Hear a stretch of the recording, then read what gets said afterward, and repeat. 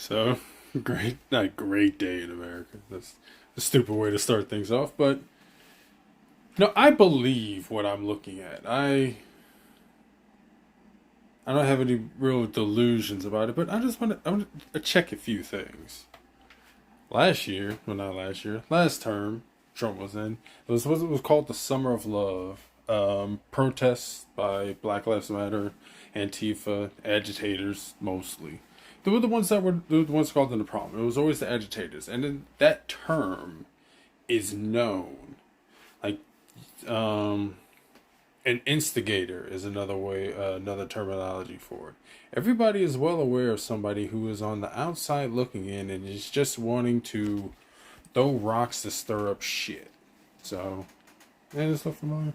Without direct coordination creates logistical challenges and risks confusion during critical incidents.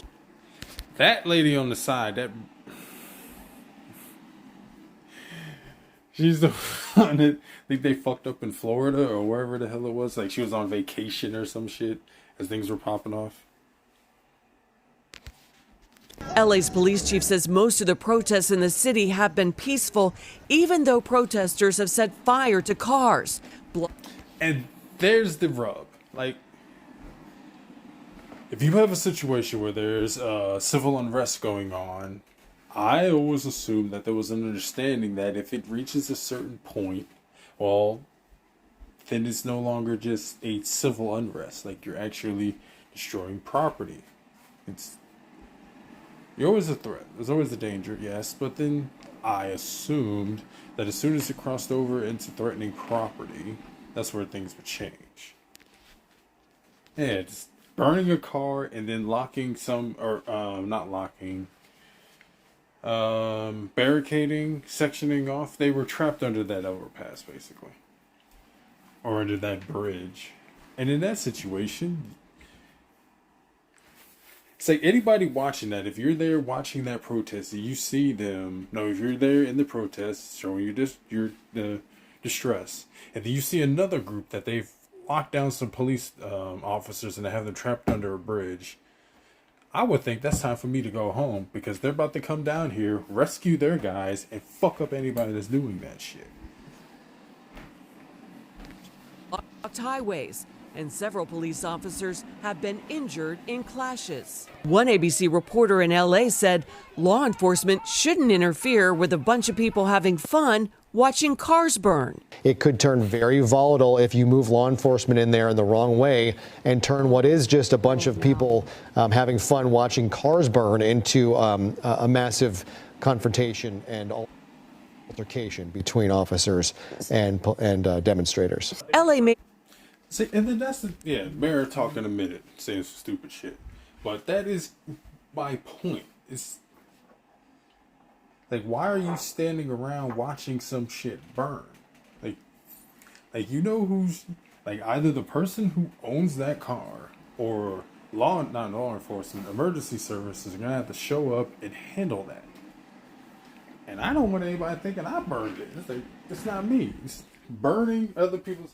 Destruction of property is bad, even if you're wrong. Destruction of somebody else's property is that much worse.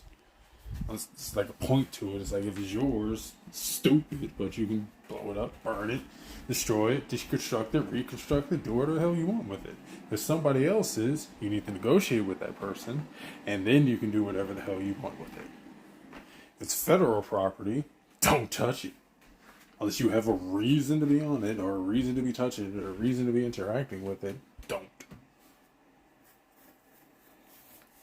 That last one, I can understand it being unreasonable, but then negotiate with local law enforcement. Like, what is that building for? Ask a cop, what is this building for? Don't come all at your neck about it, but hey, you look like you got some time, you're just patrolling. I ask you, can I have a conversation with you for 5 minutes? Yeah, sure, citizen. What do you want? What is this building for? I never asked anybody about that. I always come across this. I know it's a federal building, but what is it for? This building, blah, blah, blah, blah, blah. Huh, I never knew that. Having a fucking conversation with somebody.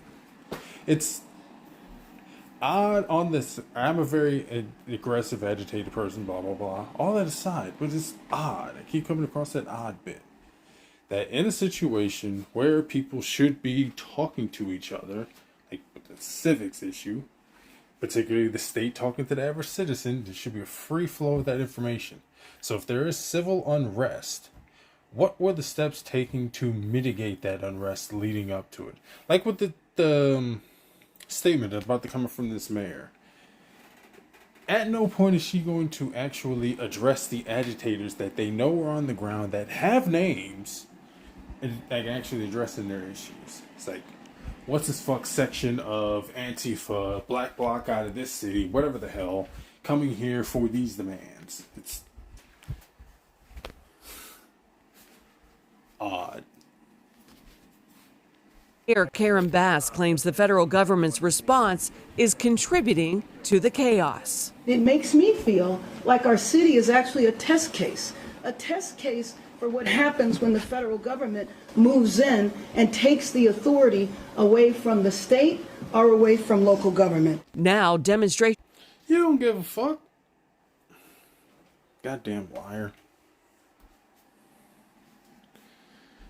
And see what I mean by like addressing those local issues? It's like they're either busted or these are a bunch of locals, and every grievance they have, you should have the figurehead or the organizational leader on call and be like, what's up? What's going on? What are your issues? What can I do for you? Help me help you. Something like that. Against ICE are spreading to other major cities nationwide, including Atlanta, Chicago, and New York. California Governor Gavin Newsom says Trump's deployment of the National Guard over his objections violates state sovereignty. The president and Newsom now in a war of words after Trump expressed support for arresting him. What crime has Governor Newsom committed? A crime has he committed? Besides being a massive fucking twat. And the bar for an investigation is low. So it might be coming along the lines of, I just don't like his face. Committed? Yeah, to warrant his arrest, as you had I think his suggested earlier. primary crime is running for governor because he's done such a bad job. Newsom challenging Trump on a podcast. I told the president, just get it over with. Arrest me.